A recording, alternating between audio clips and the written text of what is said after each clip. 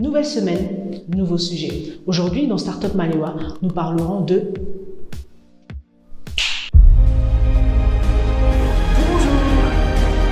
Bonjour,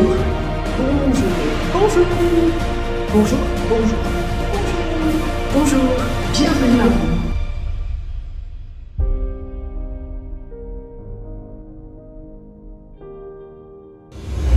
Tout d'abord, nous allons commencer par la conception erronée du mot startup, du concept startup.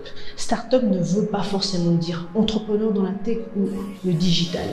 Une startup est une structure temporaire qui recherche tout simplement un business model innovant en créant un produit ou un service qui répond à un besoin spécifique dans une communauté bien spécifique.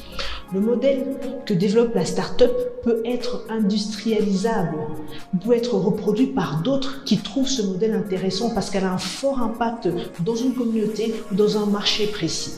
Ce qu'il faut retenir lorsqu'on parle de startup, c'est ces trois mots: besoin, innovation et croissance rapide. Nous parlerons dans un prochain numéro de la différence entre startup et entreprise. Mais je vous donne quand même un exemple à titre indicatif. Lorsque je crée une boulangerie qui fait du pain, je ne crée pas une start-up parce que c'est un nouveau projet. Je crée une nouvelle entreprise qui fait du pain. Besoin spécifique, mais j'innove avec mon canal de distribution qui est différent de ce qu'on trouve actuellement. Mais là, ce que je fais, je crée une plateforme qui me permet à moi de livrer le pain vers la personne qui commande le pain sur ma plateforme. Et je vais plus loin. Je crée des centres de distribution automatique. Donc quelqu'un peut venir, il introduit un billet et il reçoit le pain qu'il souhaite. Là, j'ai innové. Je peux donc être considéré comme une start-up parce que j'ai apporté une innovation dans mon produit. On entend très souvent les gens nous dire ne jamais parler de son idée. Surtout, faites attention. Et comment elle est folle, les idées. Il ne faut pas parler de vos idées. Mais savez-vous que l'idée, c'est 1% et l'exécution, c'est 99%. La paranoïa entrepreneuriale est un fléau pour l'entrepreneur. Pourquoi? Si par chance, la plupart des personnes à qui vous parlez de votre idée la trouvent excellente, peu auront le temps, le talent, les ressources et la réelle motivation pour le faire. Et même s'ils le font, ils ne le feront jamais comme vous l'avez pensé le faire. Nous sommes dans un pays avec 80 millions d'habitants. Le RDC est un pays continent. Il y a de la place pour tout le monde. Vous savez pourquoi il faut parler de votre projet? Parce qu'en parlant de votre projet, vous l'apportez déjà à votre futur consommateur. Ils peuvent donc déceler le potentiel et la pertinence de consommer votre produit. En plus de cela, vous pouvez avoir un retour positif ou négatif pour pouvoir améliorer votre projet. Surtout, ne faites pas l'erreur de garder votre projet pour vous et d'y travailler des mois et même des années et en pensant qu'il va sortir sur le marché et être adopté par tous. Et là, je passe au troisième mensonge. Pour le moment, on ne fait qu'entendre le mot entrepreneuriat, entreprendre, start-up. Il faut entreprendre. Les jeunes, lancez-vous, il faut entreprendre. Mais entreprendre avec quelles compétences? Beaucoup vous disent qu'il n'y a pas besoin d'expérience pour se lancer. C'est faux. La création d'entreprise demande de la connaissance et de l'expérience dans le domaine que vous souhaitez investir. Les créateurs d'entreprises qui entrent dans un secteur qu'ils ne connaissent pas ont peu de chances de voir leur entreprise prospérer. Ont peu de chances. Certains réussissent, mais très peu. Pour entreprendre et se faire remarquer, nous devons absolument avoir des compétences spécifiques pour se distinguer dans ce marché concurrentiel. Quatrième mensonge, on l'entend tout le temps. Certains jeunes ont des projets, mais qui tardent à sortir. Et quand vous leur posez des questions, ils vont vous dire « Oui, il me manque de financement. Si je n'ai pas sorti mon projet, c'est parce que je n'ai pas les financements nécessaires. » Et donc voilà. Très souvent, cette excuse revient très souvent. Beaucoup pensent que pour lancer un projet, il faut des financements conséquents. C'est faux. Vous pouvez faire ce qu'on appelle du bootstrapping. C'est un mot anglais qui veut simplement dire l'autofinancement. C'est tout simplement le fait de compter sur ses propres ressources financières pour démarrer. C'est votre argent à vous, love money, l'argent de vos proches, amis, parents, frères, qui vous permettent en fait de vous lancer. Le fait d'avoir des finances réduites permet d'être plus créatif, Car dans une telle situation, on trouve des solutions pour pallier au manque de financement et sans s'en rendre compte, on améliore même notre produit. Bootstrapper son entreprise demande plus de temps et plus d'efforts, c'est vrai. Mais on arrive à ressortir une qualité d'un produit qu'on n'aurait pas eu si on avait eu des financements assez conséquents dès le départ. Forcément plus besoin d'un financement. Il est important de savoir que les investisseurs ne soutiendront jamais un produit ou un projet dans lequel vous n'avez vous-même pas investi de l'argent. Alors le 5e point est un fait assez comique mais triste des fois. Beaucoup de jeunes entrepreneurs sont dans leur labo à peaufiner leur projet. Ils sont à 2, 3 en groupe à se convaincre que leur idée est la plus magnifique, la plus géniale, que le monde entier attend ce projet.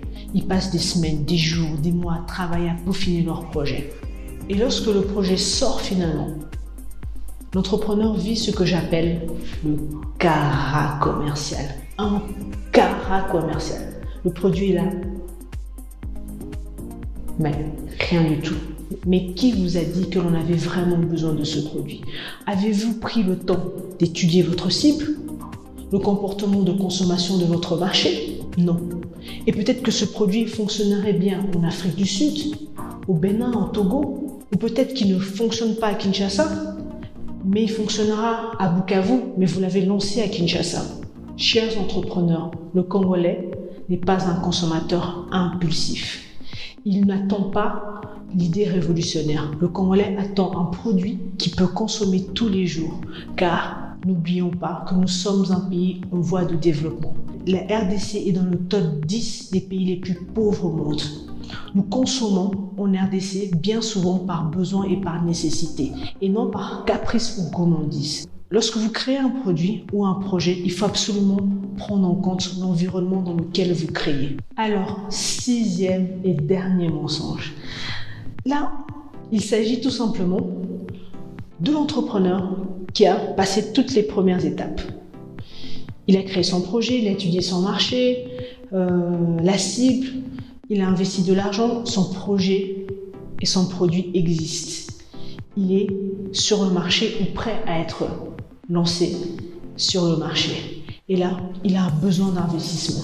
Qu'est-ce qu'il fait? Il va trouver des investisseurs. Le projet est intéressant, il plaît à plusieurs personnes. Il a des retours, des feedbacks intéressants. Et là, il y a une petite congolitude qui entre. Il se fait grand prêtre, il va dire à tous ses amis, oui, j'ai un pitch, je vais aller dans tel événement, je dois pitcher, tel m'a contacté, voilà.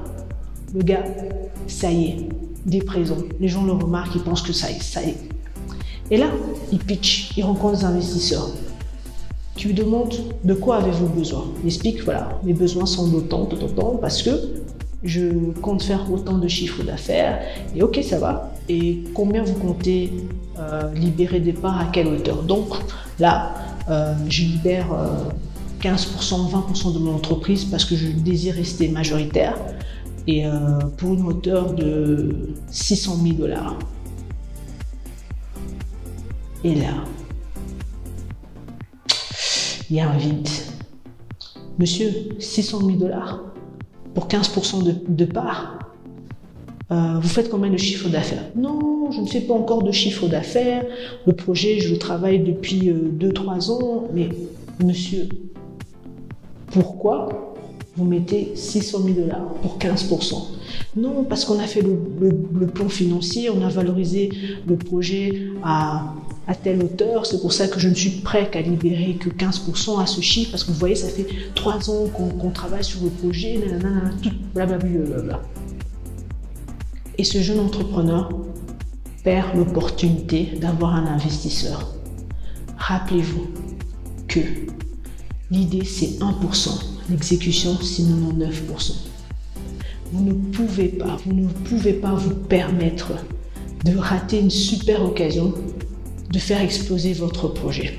S'il vous plaît, retenez ceci. L'idée, c'est 1% et l'exécution, c'est 99%. Si cet argent peut vous permettre de développer votre idée qui peine à voir le jour ou à générer du profit, alors vendez les parts. Vaut mieux avoir 20% de 200 000 $ que 80% de 2 000 $.